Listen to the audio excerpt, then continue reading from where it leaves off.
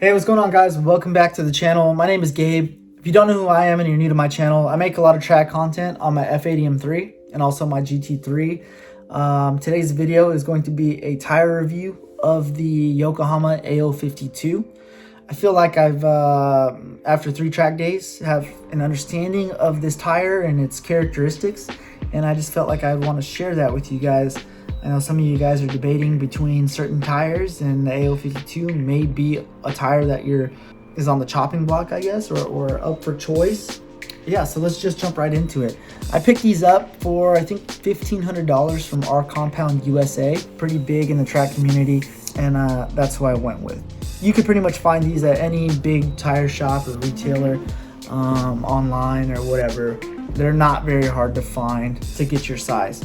But speaking of sizes, these tires also run pretty big.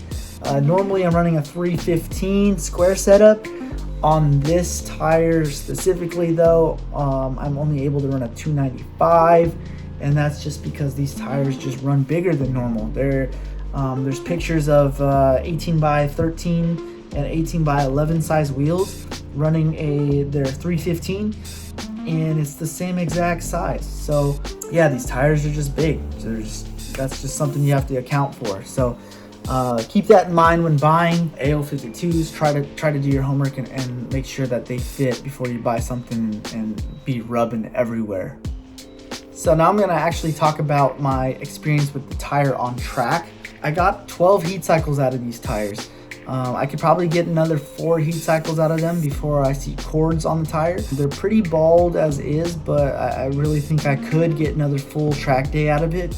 Would it be very fast? I don't think so at all. I think the heat cycles that are optimal in this tire are pretty much heat cycle 2 through heat cycle 8. Everything after that, you're asking for more. You're not really gonna set any fast lap times after that. After probably 8 or 9, that's pretty much it. I will say though, they are fast tires up until that heat cycle. I was able to set a new PB at Buttonwillow. I set a 154.7 on heat cycle number 8 with these, or 9, excuse me.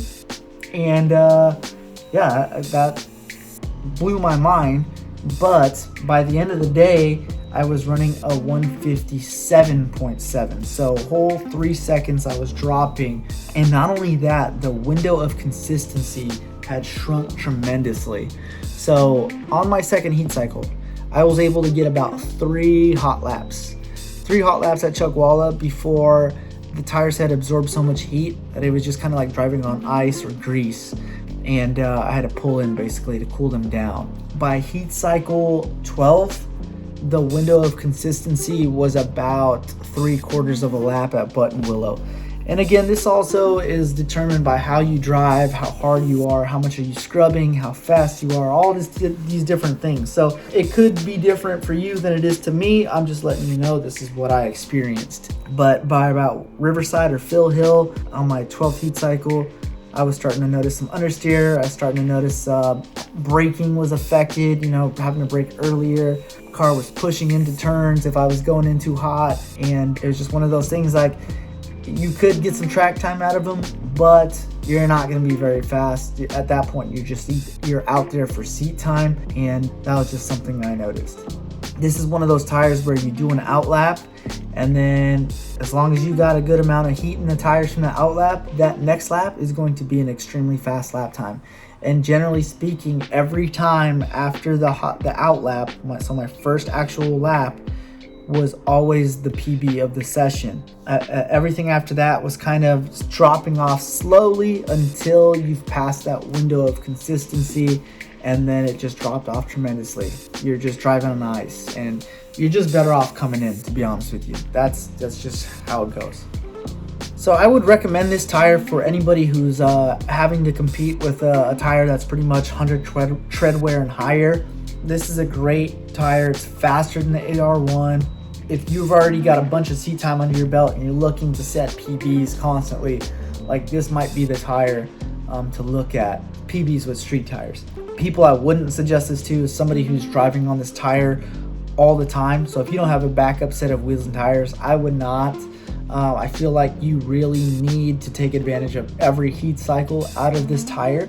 So driving it on the street is not going to be beneficial at all when it comes time to actually hit the track. I don't really have anything else. I pretty much added everything that I wanted to add to this tire. Would I buy this tire again? I think I would, and I think I would only because of the reason I mentioned before. If I'm in some sort of competition where I need 100 tread wear or higher, I think this would be the go-to tire. I think there's a few other options out there to consider. The AR-1 is a great tire. The Falcon RT660 I hear is really good, and I want to go ahead and give that a shot, so that'll probably be the next tire I try. So these are all different options you have, but if I was to choose between the AR-1 and the AO52, I think I'm going to go towards the AR-1, and I think it's because of that window of consistency is a lot bigger and lasts a lot longer than the AO52, even if it's not as fast. I like my track time, I value my seat time, and I think that having as much of it as possible where you can actually push is probably the most important thing for me. Everyone has their own characteristics or things that they value in a tire, and that's just what I value the most. That'll be it for this review, guys. I hope you guys enjoyed it. If you guys have any questions on the tire, please drop it in the comment section below. I know I briefly compared them to the AR-1, but if there's something that you guys want to know more about AR-1 versus AO52, please just let me know, and I'll answer it in the comment section. Other than that, I hope you guys have a good one. Merry Christmas, and I hope you guys enjoy time with the fam. Take it easy.